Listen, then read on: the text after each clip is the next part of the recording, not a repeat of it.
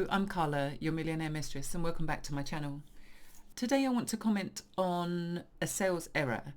So I walked into a upholsterer's that I happened to fall upon in a high street I wasn't used to, and I thought, oh, I've got a footstool that is the wrong colour for the living room now, and it's still immaculate, like brand new. We won't get anywhere near the money back for it if I sell it.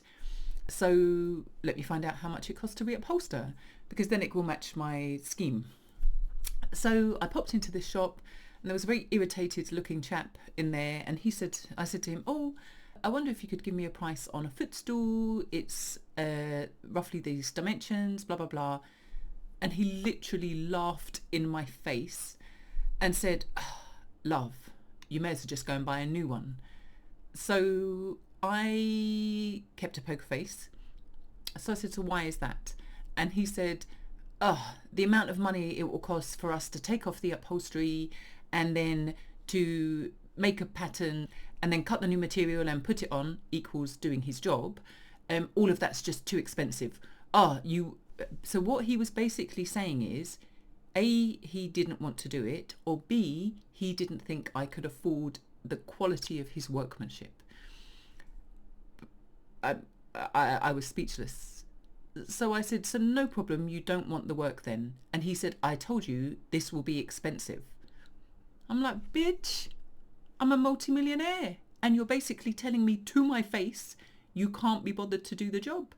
So I said, no problem, I'll leave an appropriate review online, and I just walked out. So don't be arrogant.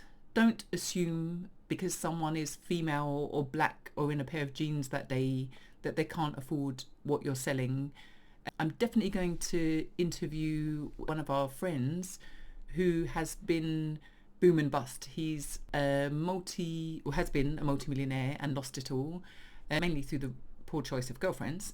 I'll interview him so you can hear some of his experiences. He's a huge black guy.